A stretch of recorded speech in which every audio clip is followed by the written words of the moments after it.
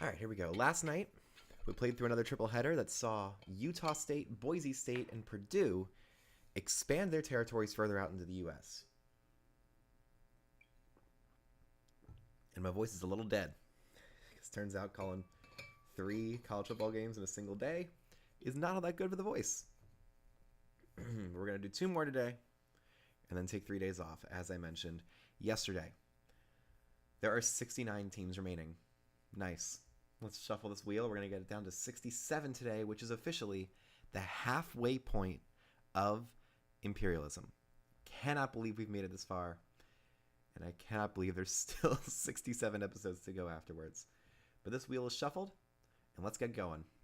On episode 66 of College Football 25 Season-Long Imperialism, the next team is Washington State. Another team up in the Pacific Northwest.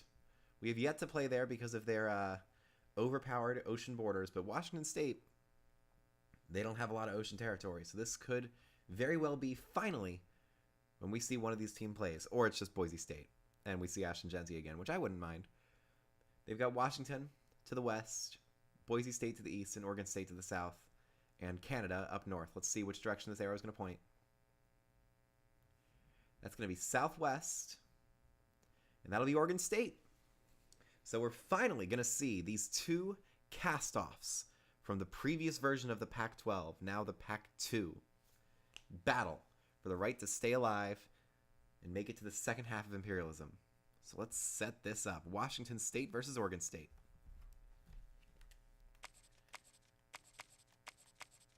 We're going to have Oregon State over here. They're listed as an 80 overall because they lost an absolutely massive amount of players to transfers.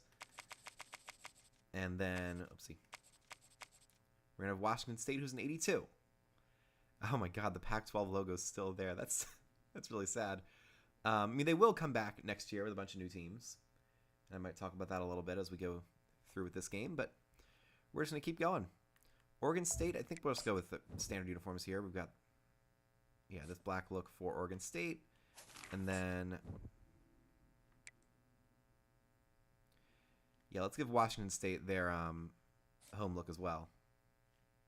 It's an all Pac-12 battle, the only one that we're truly going to get in this Imperialism. Let's get it going. This is going to be a noon game because we're playing this at 11 a.m. Daylight Savings Time. Let's get it going.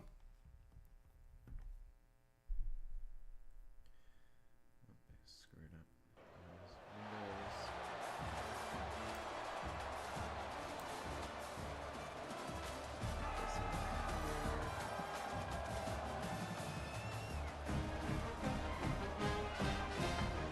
And here we go. Oregon State's beautiful stadium. The team is running out with their band. Very big canopy there covering the fans. It's a Reser Stadium. Not sure what town it is. I'll have to find that out in a second. But it's Washington State versus Oregon State. The first and only Pac-12 battle.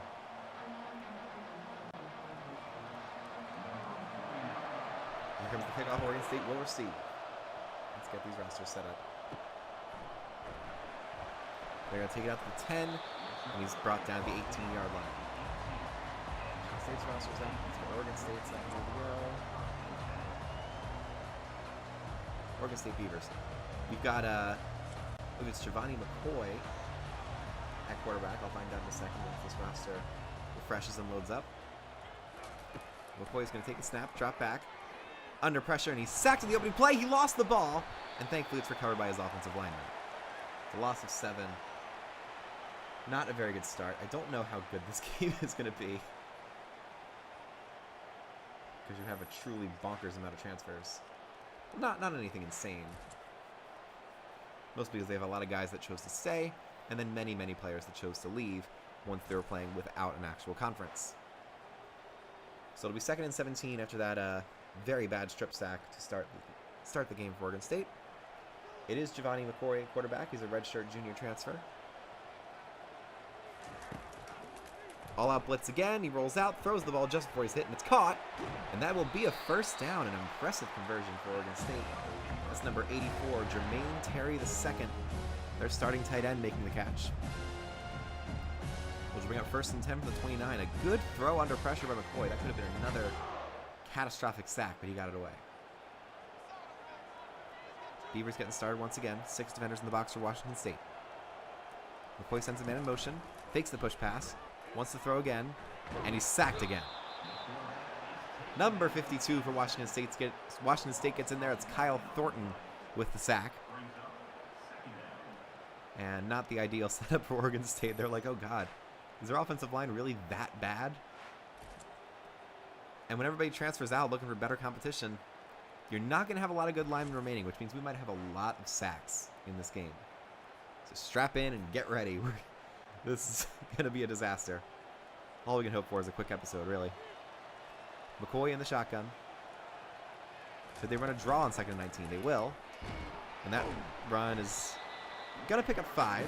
It'll be Anthony Hankerson, the junior transfer, with the run there. Let's see where he transferred from. Like, who would transfer to Oregon State when they don't have a conference? Colorado. Huh. I guess Coach Prime didn't like him. It'll be 3rd and 14. McCoy in the empty set. He will try and throw again. Wants to throw quickly. Has blockers for the screen. And number 1's going to get outside and get another first down. Oregon State, despite being sacked on both first downs in this drive, have gotten back-to-back long conversions. That's Darius Clemens, the junior transfer, making the catch. Let's see where Giovanni McCoy is from. He transferred in from Idaho. He's originally from Baldwin Hills, California. They're going to get their offense set up again here. McCoy points out defenders. Will he be sacked on a 3rd straight first down? No, he's going to hand it off. And that's another good run. With Anthony Hankerson taking it for 6 yards and making for an easy 2nd down, which I'm sure Oregon State fans will appreciate. It's a fun little 4-decker stadium. It's got some personality. It feels like a new stadium. I don't know how new this place is. 2nd and 4. McCoy in the shotgun. They have 6 defenders in the box once again. He hands it off again to Hankerson. Hankerson tries to get outside. Tries to get to the edge, and he'll be brought down just short of the first down. I believe that was Ethan O'Connor making the tackle for Washington State. Oregon State is the former home of famous transfer quarterback DJ Uiagalelei. Played decently enough at Oregon State. And here is Giovanni McCoy. Launches deep on 3rd and inches. He's got a man down there. It is caught. Touchdown, Oregon State. My enthusiasm is going to be a little bit muted because I can feel that, like, my voice isn't all the way there right now. But that is a deep ball touchdown for Jeremiah Noga, redshirt junior who spent his entire career at Oregon State and has witnessed the fall of this once great program. Just a beautiful deep ball from McCoy. Noga was able to beat his man. And it's going to be an early touchdown for Oregon State, who will look to make quick work of their last remaining Pac-12 rival. Fans are loving it. And here comes the extra point for, I believe it's Everett Hayes. Yes, it's Everett Hayes doing the kicking here. Every single kicker has made every single extra point. And that remains true right here. 8 plays, 82 yards, 2 very long sacks, and that did not matter. Giovanni McCoy clutched up and got a couple big throws, including the deep ball touchdown. There goes the kickoff, and we'll see what Washington State can do on offense. Kick return is only taken out to the 17, and here comes Washington State's quarterback. Stephen Hall's a good corner for the Cougars offense, and Jaden Robinson is the best receiver listed for Oregon State. Except he's not on the roster, so I don't know what's up. It's going to be a run inside to number 21. That's Wayshawn Parker, the true freshman. And it's John Mateer, a redshirt sophomore quarterback who has stayed at this program waiting for his opportunity. And I'm sure he didn't think it would look like this, but, you know, you take what you can get and you make the most of it. Quoting Persephone. Mateer looks to the sideline. Gets the play call. All-out blitz. He launches quickly. It's going to be caught. That's a broken tackle for number 24. It's Cooper Mathers, the starting tight end. He's a senior. Played all 4 years at Washington State. And it'll be 1st and 10 from the 29. Washington State will look to get going in their own way. And, you know, this is a total wild card with all the players that have left these two programs. I have no idea which parts of them are actually good. Latier throws quickly. It's an open play for number 1, Chris Hudson. Senior transfer jumping into this ship, looking to branch out in his career. He started at Oregon, and then they brought in a bunch of transfers after the CEO of Nike just decided to give them an infinite transfer budget. You got press coverage on both sides with 2 high safeties. Latier will look to take advantage. He drops back, wants to throw deep. Has a man down there, but it's knocked away. Or just dropped. Number 9 was there in coverage. It's Isaiah Chisholm. Let's take a look at what went wrong on that throw. Yeah. Just a straight up drop by number 18. 16, Ashton Cozart. So here is 3rd and 3. It's a handoff to 21. He tries to get outside, and he will not get the first down. Oregon State with the emphatic stop as they look to take full control of this game.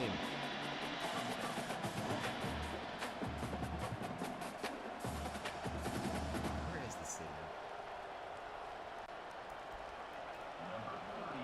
Here comes the punt for Washington State. Reeser Stadium is in Corvallis, Oregon. And are we going to the Wikipedia page? There goes the punt return. He's going to juke outside and get past the 30. It's a good return.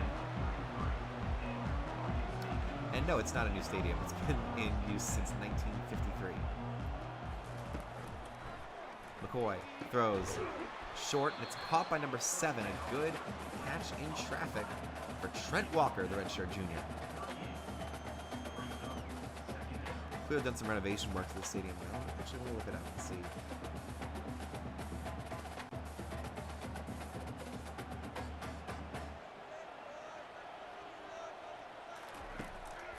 No idea. McCoy throws short, and that's going to be another first down to 84, the tight end, Jermaine Terry II.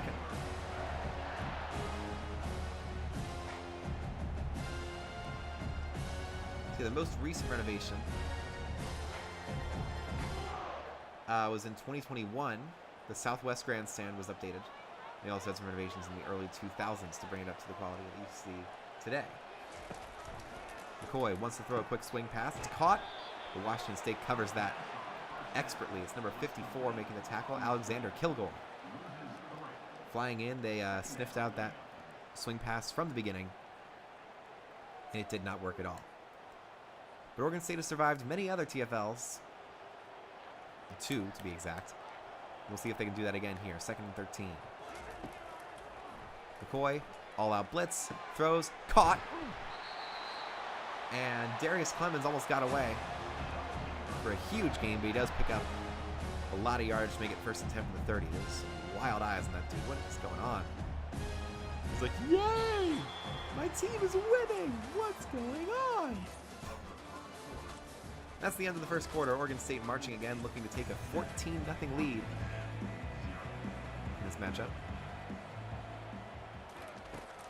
McCoy in the empty set. Throws short. Caught another first down for Oregon State. That's Jeremiah Noga, his 2nd catch. And this Washington State pass defense is just not very good.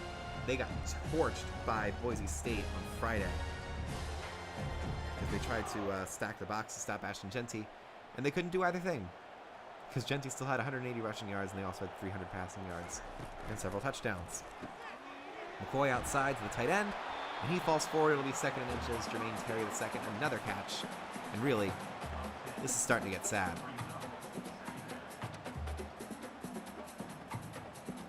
I mean, their only hope is all-out blitzes. They've been able to get 2 sacks, but they've given up a massive amount of yards. 2nd and inches now. All they need is about 3 inches to get the first down, but they'll probably go for the end zone here. It's a fake push pass. Quarterback chooses to run it himself, and it's a tackle for loss. Bad play call right there. That could have gone much, much better. The Washington State's defense, which has been blitzing all day. I mean, why would you run that kind of play straight into a blitz when you know you're going to have players sprinting in from the gun, from the gun. It'll be 3rd and 2 for McCoy. He takes the snap, hands it off. They try and get the first, and they will.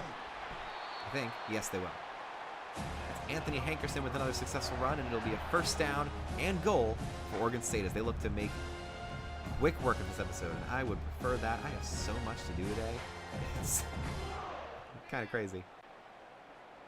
1st and goal from the 9. Giovanni McCoy steps up in the shotgun.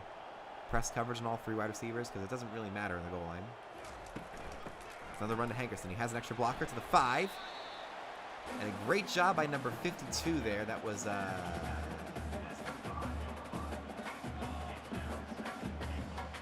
swear I just saw his name earlier and I'm totally blanking out now. Not ideal. But it's going to be 2nd and goal. It's a good tackle just to get by the offensive lineman and take down his man. 2nd and goal from the 5. McCoy has a man open in the end zone. Touchdown, Oregon State. Darius Clemens gets open on the flat route. And this is a 14-0 ball game. If Washington State does not score on their next drive, we will go to Super Sim and wrap this one up as fast as we can. Because who wants to see a blowout in a conference that no longer exists? They're coming back next year. They're going to, like, assume a bunch of teams in the Mountain West. They're trying to, you know, get some other teams from around the U.S. to, you know, mixed success. And here comes the extra point for Everett Hayes. The kicker is on for the extra point. Snap, hold, kick is good. And it's 14-0, 10 plays, 67 yards. Took up about 4 minutes, and Oregon State is in full control here. But it's a similar result to what we saw between Louisville and Purdue yesterday. And Purdue was able to make an insane comeback, so it's never over until it is. Return is going to come out to about the 18-yard line. Oh, I'm on the wrong roster. That's why I couldn't find him. So that's embarrassing. Here's Materi. He hands it off to their running back, and he lowers his shoulder to get through a couple of tacklers. Gain of 5 for Wayshawn Parker, the true freshman. And it'll be 2nd and 5 for the Cougars.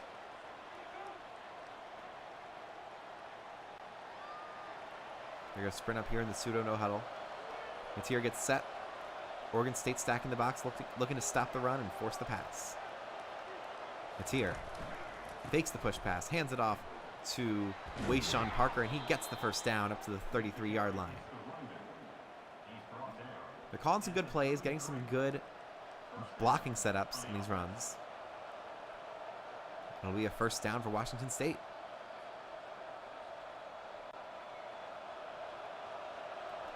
Everybody runs in motion. Materi in the shotgun. It's another run to Parker. Parker has another huge hole, and he picks up 7 yards. That bodes well for their chances of continuing this drive.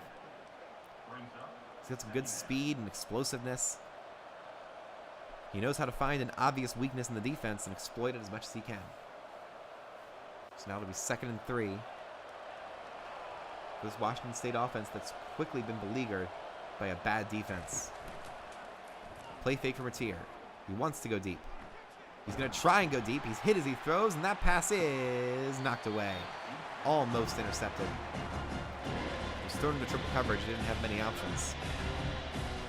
And now it'll be 3rd and 3. And Oregon State forced the punt and put us in Super Sim.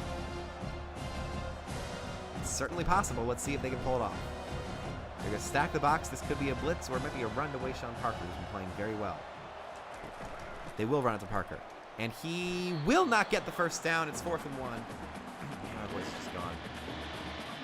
We are going to go to Super Sim here.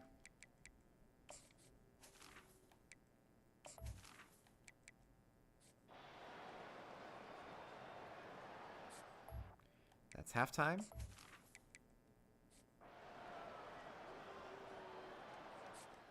It's 14-5. Let's slow it down a little bit. Oregon State has the ball at 17-5 now. End of the 3rd quarter. Washington State still has the ball, trying to survive in this game, but they give it away.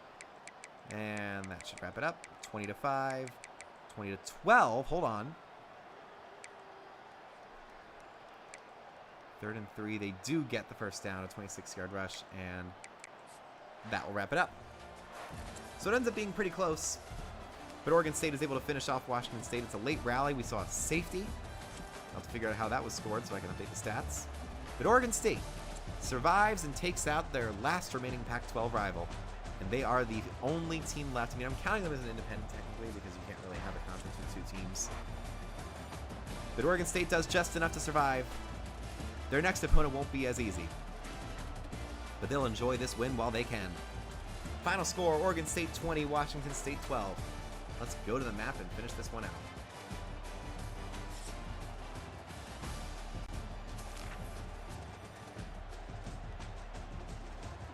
There we go.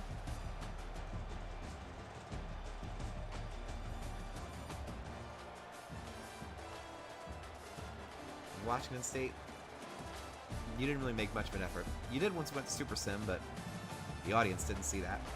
Bye-bye.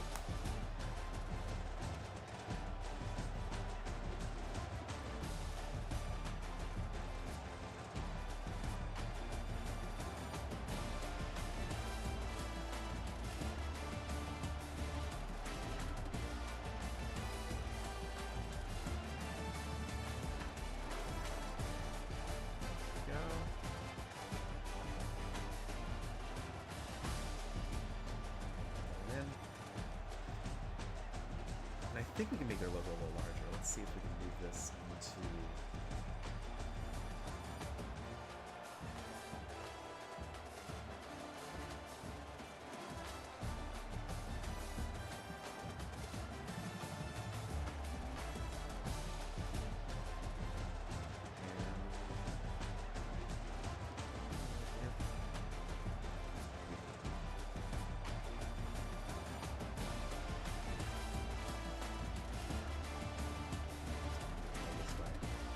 There we go. Oregon State is able to survive Washington State. A late rally that we didn't really see. That'll do it for this episode. We're going to do one more tonight. It'll be a nightcap episode. And then we'll be at the halfway marker. I cannot believe we made it this far in this tournament, folks.